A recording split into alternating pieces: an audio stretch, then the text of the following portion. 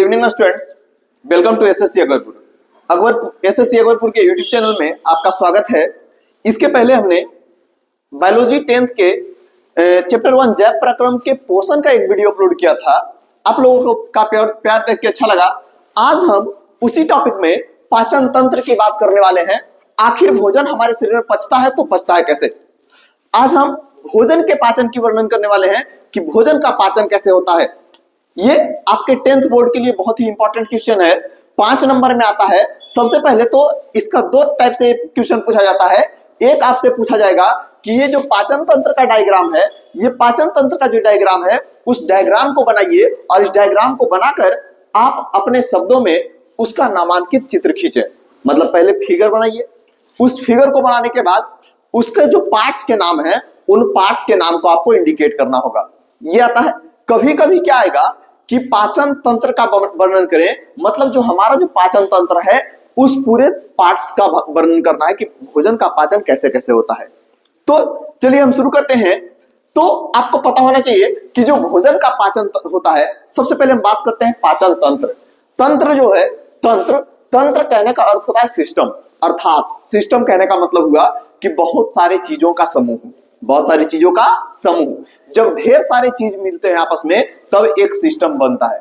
जैसे हम computer system की बात करें तो कंप्यूटर सिस्टम में आप देखेंगे तो कहेंगे सर उसमें एक मदरबोर्ड होता है, सीपीयू होता है, मॉनिटर होता है, डेस्कटॉप होता है, फिर कीबोर्ड होता है, माउस होता है, और वो सारे कुछ जब मिल जाते हैं तब एक कंप्यूटर सिस्टम का निर्माण होता है। सेम उसी प्रकार जब हम पाचन तंत्र की डाइजेस्टिव सिस्टम की बात कर रहे हैं तो इस डाइजेस्टिव सिस्टम में भी बहुत सारे अंग होंगे। बेसिकली हमारा जो पाचन तंत्र है वो दो चीजों के मिलने से बनता है, जिसमें एक जो होंगे वो आपके अंग होते हैं, जो हमारे बॉडी में कुछ पार्ट्स हैं वो पार्ट्स होते हैं, मतलब पाचक अंग होंगे जो पाचन में भाग लेते हैं। साथ ही साथ कुछ पाचक ग्रंथियां होती है, यानी कि कुछ वैसे ग्रंथि हैं जो हमारे भोजन के पाचन में भाग लेते हैं। ग्रंथि के बारे में आपको पता होगा कि ग्रंथि वो होता है जो किसी भी चीज को स्टोर करता है। अब किसको स्टोर करेगा हम आगे बढ़ेंगे, ठीक है। तो अभी हम देखते हैं, जब हम अंग की बात करें तो हमारे पाचक अंगों में कुछ अंग आते हैं। जैसे आपका जो पहला पाचक अंग है वो है आपका मुख गुहा। क्या है? मुख गुहा, माउथ जिसको हम बोलते हैं। फिर उसके नीचे जाएंगे तो ग्रास नली, इसको आप फिगर के माध्यम से भी देख सकते हैं कि ये सेम चीजें आपको फिगर में भी दर्शाई गई है। फिगर में आप देखेंगे तो सर स्टार्टिंग पोर्शन में सबसे ऊपर का जो भाग है वो ऊपर के भाग में आपको मिलेगा मुख गुहा। उसके नीचे आपको ग्रास नली, एक लंबी पाइप दिख रही है, वो लंबी पाइप जो है वो ग्रास नली है। उसके नीचे एक आकृति दिख रहा है, हल्का सा राउंड, हल्का सा लंबा, वो जो है वो आपका आमाशय है।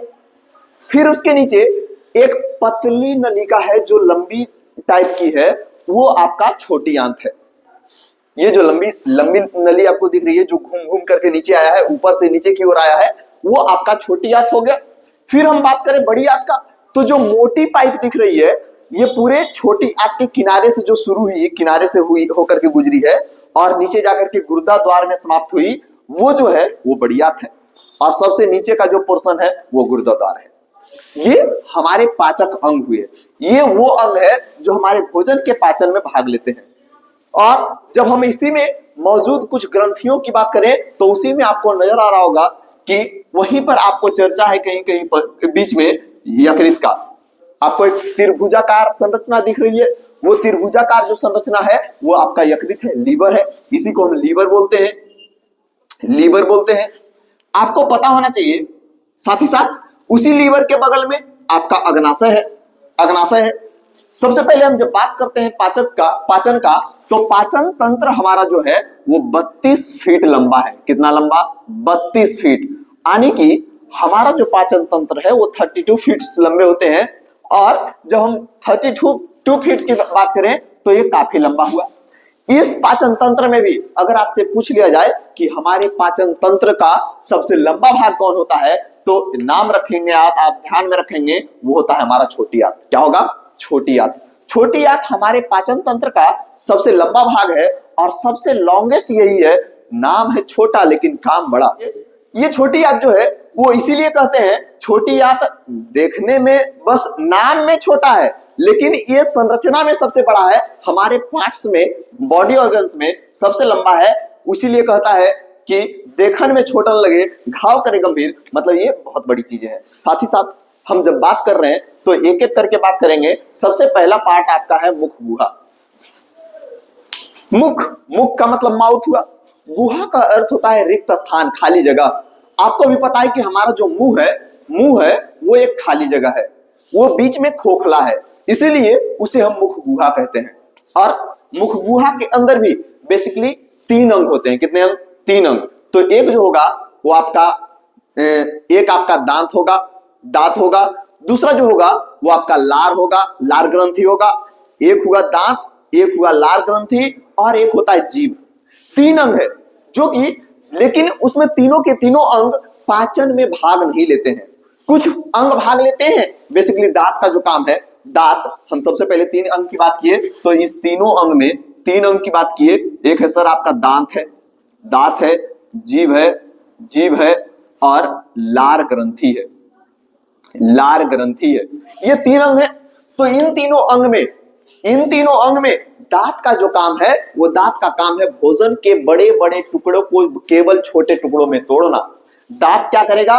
तो भोजन का जो बड़ा टुकड़ा है, बड़े टुकड़े हैं, उसको ये तोड़ने का काम करेगा। और जीभ जो है, जीभ आपको पता है सर, जीभ क्या करता है? तो भोजन के स्वाद को परखता है, भोजन के अंदर क्या टेस्ट है, अच्छा है, खराब है, उसके अंदर कड़वापन है, नमकीन है, मीठा है, उसके स्वाद को परखने का काम जीभ करता है। तो दांत में भी आप याद रखेंगे, एक क्वेश्चन ऑब्जेक्टिव में आता है कि दांत में कितने भाग होते हैं, तो कितने भाग होते हैं? वो तो 2 भाग होते हैं, एक होता है बाहरी भाग, एक आंतरिक भाग। दांत में जो बाहरी भाग है, सफेद सफेद जो चमकता है मोती जैसा, वो मोती जैसा जो चमक रहा है वो, उसको हम इनामेल बोलते हैं। क्या बोलते हैं? इनामेल। और हमारे दांत का सबसे कठोरतम भाग जो है वो कोई और नहीं है, कौन है? तो इनामेल है। आप याद रखेंगे, ऑब्जेक्टिव के लिए लीजिए, 1 नंबर पक्का हो गया आपका कि हमारे दांत का सबसे कठोरतम भाग कौन? तो कहेंगे सर इनामेल है। कौन है? इनामेल। तो हमारे दांत का सबसे कठोरतम भाग इनामेल है। जीभ का काम है क्या? भोजन के स्वाद को परखना। लार ग्रंथि की बात करें तो जब हम लार ग्रंथि की बात कर रहे हो तो हमारे लार ग्रंथि में 3 प्रकार की ग्रंथियां पाई जाती है। बेसिकली 3 प्रकार के एंजाइम निकलते हैं, जिसमें हम इधर नीचे लिख रहे हैं लार ग्रंथि की। जब हम बात किए, ये लार ग्रंथि है ना ऊपर, लार ग्रंथि से जब हम एंजाइम की बात करें तो इससे 3 प्रकार के एंजाइम निकलेंगे। 3 प्रकार के एंजाइम, लाइसोजाइम।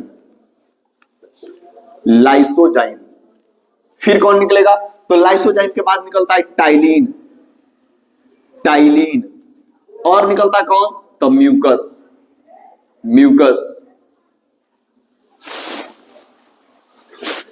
टाइलिन निकलता है, ये 3 निकलते हैं।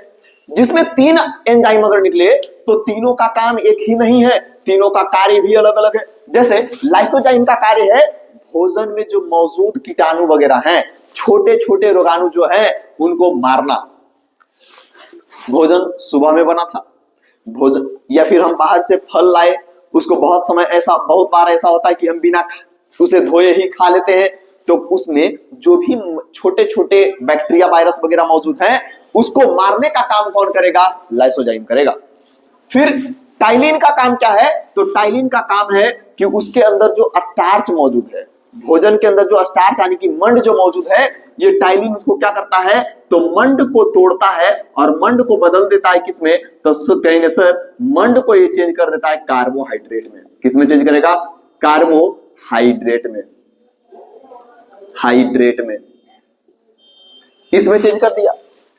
फिर म्यूकस जो है वो भोजन को चिपचिपा बना देता है। कैसा बना देता है? चिपचिपा, ताकि जब भोजन हमारे मुख गुहा से आगे बढ़े, यानी कि मुख गुहा से निकल करके आगे जब जाए तो वो उसे कहीं रुकावट बीच में ना हो। मुख गुहा समझ में आया होगा आपको? मुख गुहा की जब हम बात करें, फिर से हम एक बार रिपीट करते हैं कि मुख गुहा क्या होता है सर? तो मुख गुहा हमारे पाचन तंत्र का सबसे पहला अंग है, जिसमें बेसिकली 3 अंग होते हैं, दांत, जीभ और लार ग्रंथि। इसमें दांत क्या करता है? तो भोजन के बड़े बड़े टुकड़ों को छोटे छोटे आकार में तोड़ेगा। फिर जीभ क्या करेगा? जीभ बताएगा कि ये भोजन अच्छा है खराब है, जो भी है उसका स्वाद बताएगा। लार क्या करेगा, तो लार से लार ग्रंथि निकलता है, लार ग्रंथि मौजूद होते हैं जिससे 3 प्रकार के एंजाइम निकलते हैं, लाइसोजाइम, टाइलिन, म्यूकस, ये 3 प्रकार के एंजाइम निकलेंगे और इसमें तीनों का काम अलग अलग है। एक है लाइसोजाइम, वो क्या करेगा, तो रोगाणुओं को मारेगा। टाइलिन क्या करेगा, मड को कार्बोहाइड्रेट में तोड़ेगा। म्यूकस क्या करेगा, भोजन को चिपचिपा बनाएगा। फिर हम आगे बढ़ते हैं, भोजन जैसे ही भोजन मुख गुहा से आगे बढ़ता है तो वो इन करता है ग्रास नली में। कहां पर, ग्रास नली में। आप देखेंगे तो आपको पता चलेगा कि सर सबसे पहले मुख गुहा है, उसके बाद उसके नीचे एक लंबी नली है, और वो जो लंबी नली नजर आ रही है वो आपका क्या है, तो ग्रास नली है। ग्रास नली का काम केवल इतना है, ग्रास नली का काम केवल इतना है कि भोजन जो मुख गुहा से जा रहा है उसको आगे जाने के लिए रास्ता देना। आगे कहां जाएगा, तो आगे जाएगा वो अमाशय में। अमाशय को ही हम उदर कहते हैं, उदर कहते हैं या फिर पेट कहते हैं। स्टोमक, स्टोमक जो है वो हमारा अमाशय ही है। अमाशय इसलिए जिसका लंबा है उदर, लंबोदर, जिसका पेट बड़ा है वही लंबोदर है। तो हम जब बात किए जिसका उदर, उदर यानी कि अमाशय, वो अमाशय क्या है, अमाशय हमारा पेट हुआ। ये क्या करता है, तो इसके बारे में आपको पता होना चाहिए कि अमाशय जो है वो हमारा 3 भागों में बटा हुआ है। इसकी संरचना आपको दिख रही है कि इसकी संरचना जो है कुछ इस प्रकार का है।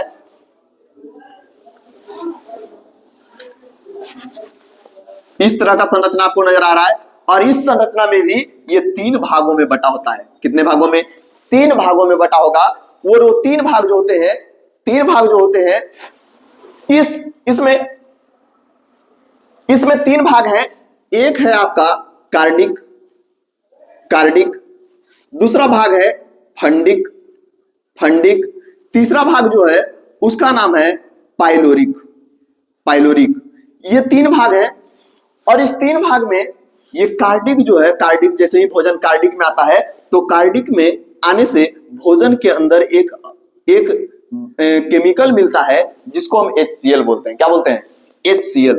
फिर HCl और HCl मिलता है, और इसी में HCl क्या करेगा, तो आपको पता है कि HCl एक प्रकार का परवल अम्ल है, और ये परवल अम्ल है तो ये भोजन को अम्लीय बना देता है। कैसा, अम्लीय। और जैसे ही भोजन वहां से निकल करके इधर आता है, यहां पर अमाशय में आता है, तो अमाशय में भोजन आने के बाद अगर भोजन आया तो ये अम्लीय हो गया, और साथ ही साथ यहां पर करीब करीब भोजन 4 घंटों तक स्टोर रहता है। इस तीनों भाग में मिलकर के 4 घंटों तक। उसमें क्या होगा, HCl जैसे ही आया तो जिन रोगाणुओं को ऊपर लार ग्रंथि नहीं मार पाया था उसको मारने का काम HCl करता है। जो भी कीटाणु बच गए थे उसको मारने का काम ये करेगा। फंडिक में जब आते हैं तो फंडिक में उंगली नुमा संरचना पाई जाती है जिसको हम रज्जु कहते हैं। क्या बोलते हैं, तो रज्जु बोलेंगे। ये उंगली नुमा कांटेदार संरचना होगी, और ये क्या करेगा, तो ये भोजन को स्टॉप करने का काम करेगा, कुछ देर रोक के रखता है। फिर पाइलोरिक में जाएंगे तो यहां पर एक ग्रंथि पाई जाती है जिसे हम बोलते हैं जठर ग्रंथि। कौन सी ग्रंथि, जठर ग्रंथि। और यहां से जठर ग्रंथि से एक रस निकलता है, केमिकल निकलता है, उसको हम बोलते हैं जठर रस। कौन सा रस, जठर रस, जठर रस। और इस जठर रस में 2 प्रकार के प्रोटीन पाए जाते हैं। कितने प्रकार के प्रोटीन, तो 2 प्रकार के एंजाइम पाए जाएंगे। और वो 2 प्रकार के एंजाइम क्या है, तो वो 2 एंजाइम जो है वो एंजाइम का नाम है, एक का नाम है पेप्सिन, और दूसरे का नाम है रेनिन। क्या नाम है, तो रेनिन। 2 प्रकार के एंजाइम पाया गया, एक पेप्सिन और रेनिन। जठर ग्रंथि से जठर रस निकला जिसमें 2 प्रकार के एंजाइम मौजूद है, एक है पेप्सिन, दूसरा है रेनिन। ये दोनों क्या करता है, तो पेप्सिन और रेनिन दोनों का काम है प्रोटीन का पाचन करना। किसका पाचन, प्रोटीन का पाचन करना। और प्रोटीन का पाचन करने के क्रम में ये पूरे भोजन में मौजूद प्रोटीन को पचा देता है। कौन, पेप्सिन। कौन, पेप्सिन। लेकिन रेनिन जो है ये केवल और केवल दूध के प्रोटीन को पचाता है। किसको, दूध के प्रोटीन को। इसलिए जो छोटे बच्चे होते हैं, नवजात शिशु होते हैं, आपको पता होगा कि वो ज्यादातर माँ के दूध पर आश्रित रहते हैं। इसीलिए छोटे बच्चों में रेनिन नाम का एंजाइम ज्यादा निकलता है। यही वजह है कि उन बच्चों में वो बच्चे जब दूध का सेवन करते हैं तो वो दूध को पचा करके और रेनिन क्या करता है, तो दूध का जब पाचन करेगा तो दूध को दही में बदल देगा, दूध को दही में बदल देगा। और जब दूध दही में बदल जाता है तो वो दूध का पाचन हो जाता है। इसीलिए छोटे बच्चे जब वोमिटिंग वगैरह करते हैं तो वो दूध ना वोमिटिंग के रूप में करके दही करते हैं। लेकिन वृद्ध अवस्था में जब कोई व्यक्ति चला जाता है तब उसके शरीर में रेनिन का निर्माण कम जाता है, रेनिन का निर्माण कम जाएगा, जिससे उनके शरीर में दूध का अच्छे से पाचन नहीं हो पाता है। और दूध का अगर अच्छे से पाचन नहीं होगा, दूध का अगर अच्छे से पाचन नहीं होगा तो पेट खराब हो सकता है। इसीलिए डॉक्टर उन्हें दूध ना खाने के बजाय उन्हें दही खाने की सलाह देते हैं। तो अभी तक हम देखें कि अमाशय में 3 भाग था, कार्डिक, फंडिक और पाइलोरिक। ये तीनों भाग में पाचन हुआ। फिर इसके बाद भोजन आगे बढ़ता है और यहां से जो भोजन आगे बढ़ा वो भोजन HCl के कारण क्या हो गया, तो अम्लीय हो गया, अम्लीय हो गया। कई बार हम समय से भोजन नहीं करते हैं, जिसके कारण क्या होगा कि वहां पर अगर हम भोजन का सेवन नहीं किए फिर भी HCl का स्राव हो जाता है। और HCl का जब स्राव हो जाएगा तब वहां पर पेट में एसिडिटी बढ़ जाएगी, यानी कि अम्लीयता की मात्रा बढ़ जाएगी। और जब अम्लीयता बढ़ जाएगी तो हमको ऊपर से अम्लीयता को न्यूट्रलाइज करने के लिए बेस को हमको सेवन करना पड़ता है। इसलिए हम लोग इनो का सेवन करते हैं। इनो क्या करेगा, तो पहले से पेट में हमारा क्या था, तो एसिड था, इनो गया तो क्षार गया और बेस और क्षार मिलकर के लवण का निर्माण करेगा, वो न्यूट्रलाइज कर देगा। फिर भोजन यहां से बढ़ करके जाता है छोटी आंत में, यहां से निकला और जाएगा छोटी आंत में। छोटी आंत में भी 3 भाग होते हैं, 3 भाग होते हैं। एक भाग है आपका डेडुनम, डेडुनम, दूसरा है जेजुनम, जेजुनम, और तीसरा पार्ट है इलियम, इलियम। जब भोजन अमाशय से निकला तो वहां से निकलने के बाद डेडुनम में जाता है। डेडुनम में जाकर के भोजन स्टोर होगा और डेडुनम में कई क्रियाएं होंगी। बेसिकली यहां पर इधर से आपका जो दूसरा ग्रंथि है, सॉरी यहां पर ये दूसरा जो ग्रंथि है, दूसरा ग्रंथि जो है अग्नाशय और यकृत, वो अपना काम यही करता है डेडुनम में। ये दोनों जो ग्रंथि है वो यही डेडुनम में भोजन पर अपना प्रभाव दिखाएगा। यकृत के बारे में आपको पता होना चाहिए, यकृत हमारे शरीर की सबसे बड़ी ग्रंथि है। ऑब्जेक्टिव VVI है कि हमारे शरीर की सबसे बड़ी ग्रंथि कौन, तो यकृत। और बाह्य स्रावी ग्रंथि है। कैसी ग्रंथि, बाह्य स्रावी ग्रंथि। बाह्य स्रावी में सबसे बड़ा पूछा तो आप बताएंगे लीवर, और अगर अंतःस्रावी में सबसे बड़ा पूछा तो आप बताएंगे थायराइड ग्लैंड। कौन सा ग्लैंड, थायराइड ग्लैंड। तो सबसे बड़ा ग्रंथि पूछा तो यकृत। यकृत में क्या होता है, तो यकृत में एक रस का निर्माण होता है जिसको हम बोलते हैं पीत रस। कौन सा रस, पीत रस। और ये पीत रस जो है वो बहुत ज्यादा क्षार होता है, बेस होता है, और इसीलिए इसका स्वाद कड़वा होता है। पीत रस जब बनता है तो ये बनता कहाँ है, तो यकृत में। लेकिन इसको जब स्टोर करने की बारी आती है तो बगल में एक और थैली बनी हुई है जिसको हम बोलते हैं पित्ताशय। पित्ताशय में जाकर के ये स्टोर हो जाएगा, जमा हो जाएगा। ये यकृत में बना कौन सा रस, पीत रस। ये स्वाद में कैसा था, तो क्षारीय था। फिर हम बोले ये जाके जमा कहाँ होगा, तो पित्ताशय में होगा।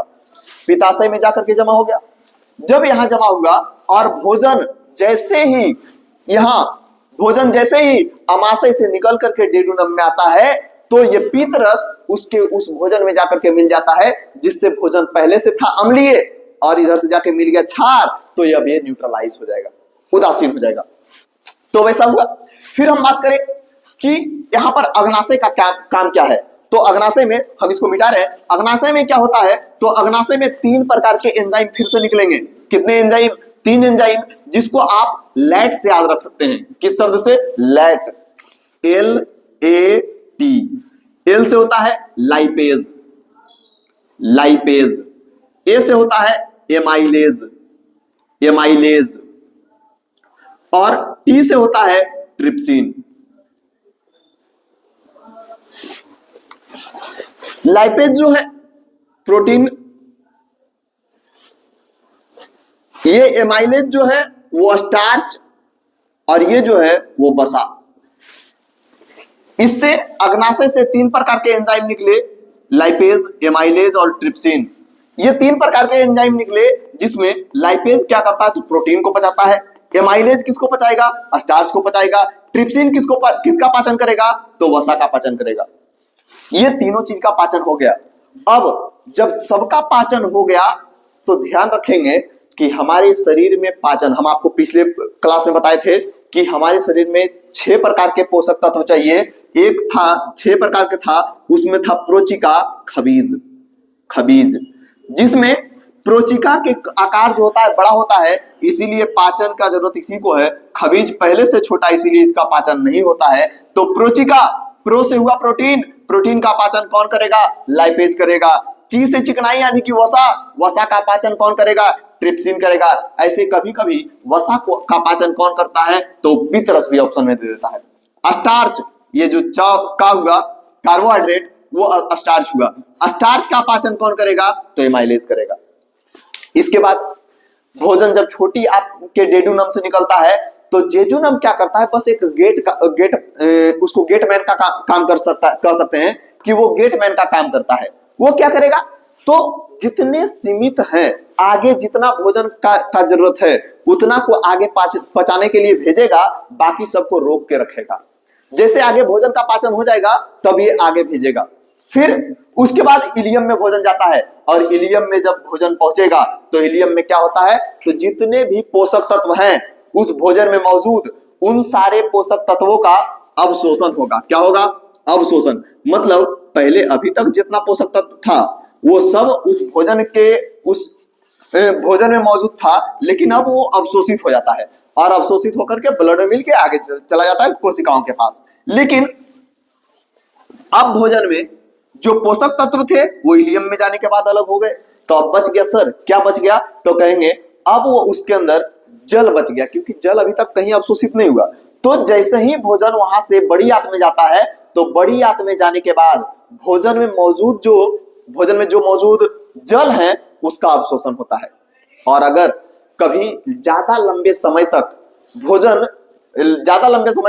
भोजन बड़ी आंत में रह गया तो वहां से भोजन के अंदर से मौजूद जल का अवशोषण ज्यादा हो जाता है, जिससे कब्ज की समस्या आती है। और जब जल अवशोषित हो गया तो गुर्दा द्वार क्या करता है? उस भोजन में अब कुछ बचा नहीं, वो केवल अब गोबर बच गया, तो उस गोबर को गुर्दा द्वार हमारे शरीर से बाहर निकाल देता है। एक बार आप फिर से इसी वीडियो को 2x के स्पीड में देख करके इस पूरे टॉपिक को रिवाइज कर सकते हैं, और मिलेंगे फिर से अगले एपिसोड में कुछ नया लेकर, कुछ आपके लिए स्पेशल लेकर। धन्यवाद।